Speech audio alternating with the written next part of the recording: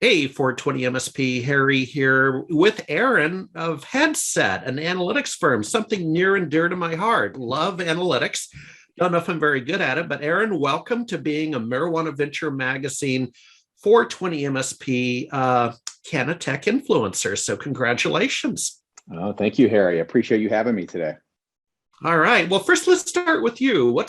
Give us one or two examples of your tech background. I know we both did a tour of duty in Seattle, and the irony is we both find ourselves recently moving to Austin, Texas. But what have you done with your career that got you to headset and analytics?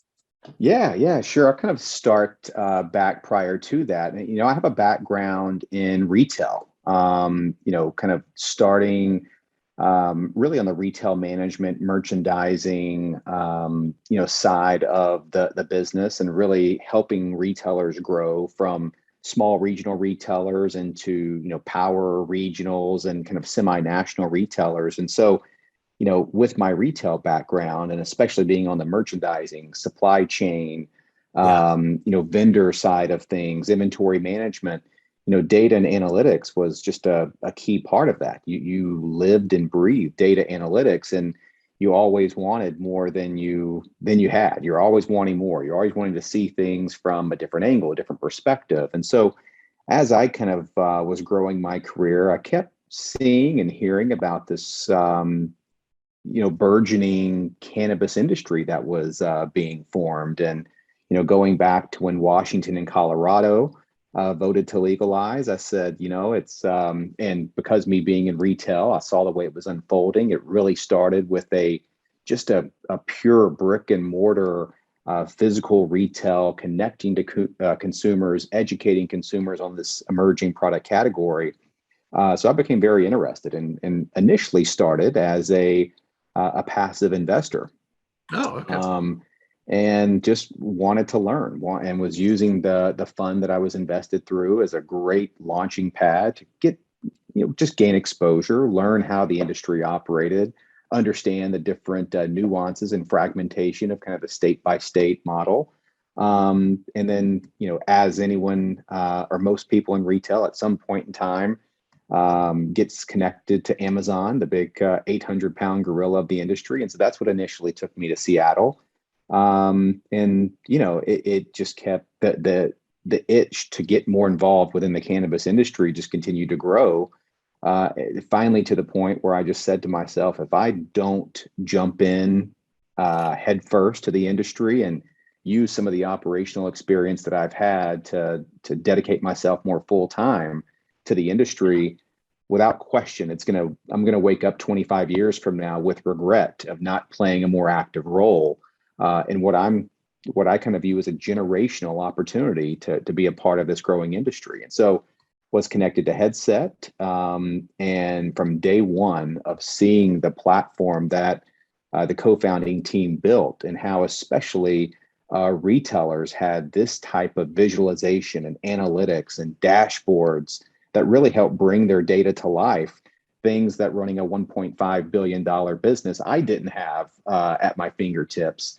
I fell in love with the product and the business from day one. So 3.5 years later, still here. And what brought me to Austin is now in a post-COVID type of environment. We, like many others, have went to a remote first environment. So it's afforded me the opportunity to get a little bit closer to some family that's here in Texas. So that's what now has me based in Austin. No, that's great. And we'll have that talk on analytics, but I want to talk about analytics a little bit because when I did my tour of duty, and I was down on Lower Queen Anne by the Space Needle, since Seattle, and Mhm. it was wonderful, vested and exited. But I quickly learned to say big data, as we called it in my generation, in analytics. It's like healthcare. There's all these specialties, right? And Right. I was way over here serving online higher ed institutions. What's the elevator pitch on Headset? What area you kind of alluded to it, but what's your elevator pitch? Yeah, so when you look at Headset, the easiest way to think about the company is we really serve as a system of intelligence for cannabis operators. So within the headset ecosystem, it's comprised of three key product components that kind of make up the ecosystem. First and foremost, where the business starts is on the retailer side. So we've created, a cannabis retail business intelligence platform where we're able to integrate with essentially all of the leading point of sale companies in the cannabis space that really takes over from where the point of sale reporting stops in kind of the product that I mentioned that I first saw and fell in love with.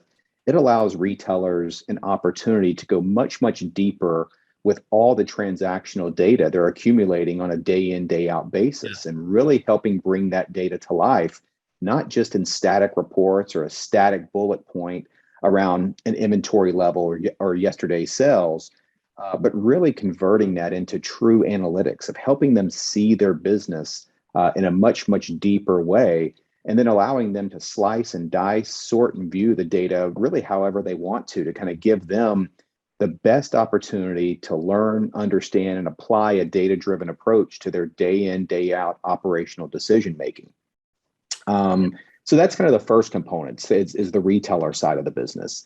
For retailers that are opted in and using that platform, they also have access to then share data back to their vendors, which then goes to our second product pillar, which is what's called Bridge. So as you could imagine, retailers and the brands that they're working with, there's so many things happening. And so it's very important as brands look to optimize their own supply chain, helping their retailer partners not have too much inventory, not run out of inventory. We provide that infrastructure that can connect the two. So retailers using our platform can share data back to their vendors to really drive a much more collaborative working relationship with their vendor partners. Now the vendor can see in near real time their inventory levels at the store, their sales velocity by the store, and really take a working, just a much deeper collaborative working relationship with that retailer. So that way they can plan, whether it's for promotions or major seasonal holiday events or vendor demo days, whatever it may be, to always ensure that the right inventory is in the right spot at the right time. And then third is really kind of our flagship product, and that is Insights. That's where we're able to aggregate all of the retail data that we're collecting, aggregate it together, anonymize it, and once we reach a statistically significant share of a given market, we're then able to convert that into a market intelligence product, then to give anyone who's really interested, operators and even non-operators, the ability to understand and have a pulse of what's happening in a given market, from top line trends and total market projections to category mix, down to product SKU details, pricing analysis, new brands entering the market. Really anybody looking for a pulse of what's happening within a given market, we then supply kind of that market insights read for them. So when you take all that together, it's why we kind of call the entire ecosystem is that system of intelligence. It goes much beyond just data per se, and really converts that into business and market intelligence for operators, but even on the insight side, even non-operators as well. Last question, do you use this data a lot like, you're listening to All Things Considered in the morning, I think, or morning edition on National Public Radio. And if about this time, the beginning of the month, they'll reference a big HR firm, Challenger Gray and Christmas, just came out with the July jobs report, right? And it tends to be a real macro. The jobs were disappointing, 200,000 less added than expected. Are you in that business? Or are you in the NPR talking head monthly report business yet? It's our platform offers a pretty deep dive into the data, and so it can be used for a number of different items, whether it's a brand producer looking to find the white space to see if from a product development standpoint, whether it's other brands and retailers trying to understand their market share in a given market, who they may be winning or losing to. But we do we do have a lot of resources that that is really free to people that are wanting to kind of understand and kind of Oh, okay. get a trend of some of the data that we're collecting. So we're always publishing monthly industry and white paper reports, and then our marketing and analytics team does a good job of publishing a monthly cannabis market overview. That's where at the end of each month, just like you said, we kind of provide that recap of what happened last month with all the different markets that we cover, which I think now totals to 13 different unique markets across North America. So incorporating both the US and Canada, Yeah, I see to where you can, Canada. Yep. yeah, so you're able to easily pinpoint through our cannabis market overview how much volume did a market do last month? How fast was that market growth? Or in some cases, if it didn't grow on a year over year, month over month basis, what was the basket size in that market? Yeah. And then a couple of call outs on notable changes and trends with maybe a particular brand or something else that's happening in that market. So we're trying to kind of give back some of that insight as much as we can, and it really speaks to the mission of the company. And Headset was founded on the vision that we wanted the industry to be successful, and for the industry to be successful, the operators within the industry must also be successful. So we wanted to provide the data and analytics that help them make the most informed, data-driven decisions as possible that enable that long-term success. And so it's kind of part of our way of taking some of the data and insights that we have and giving that back to the market to be able to use, if nothing else, just to stay more informed around what's happening. No, absolutely.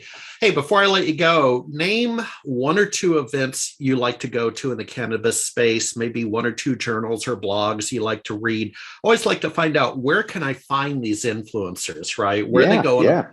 So go for it.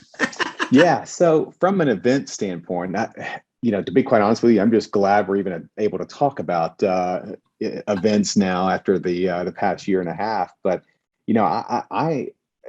I'm really excited to attend the upcoming MJ Biz conference. Yeah, I me too. think over the past couple years, I know it's not exactly earth shattering or something people didn't see coming. MJ Biz is the largest conference in the industry, but after really starting as an investor in the space in 2016 to now see how big the conference has been, dating back to 2019 before COVID, it's just remarkable of all the different operators that show up from every single element of the Yeah. supply chain within the industry. And sometimes you just have to kind of walk in, stop, take a look, and be like, wow, it really is a great reflection point of where the industry has come.